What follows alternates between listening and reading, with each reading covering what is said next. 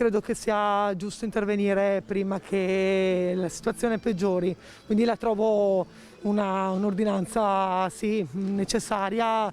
Prima che si arrivi a una situazione peggiore, almeno durante la settimana abbiamo la possibilità di vivere tranquillamente. Limitare gli spostamenti? E quindi va bene l'ordinanza? Sì, però che ci lasciino.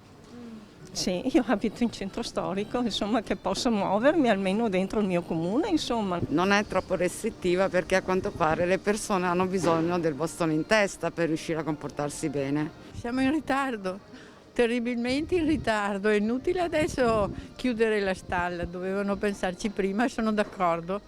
E secondo me se chiudono per 15 giorni Addirittura un lockdown? seriamente possiamo festeggiare Natale. Se invece facciamo le cosette così un po' alla volta a goccioline, saremo in difficoltà anche a Natale. Forse è un bene per tutti, anche se non capito da tutti.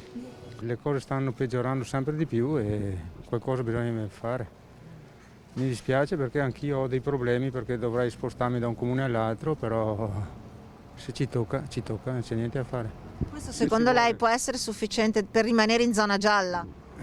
Può essere sufficiente, questo non si sa, però più ristretto è la storia, più possibile è il contagio, meno possibile è il contagio fra persone.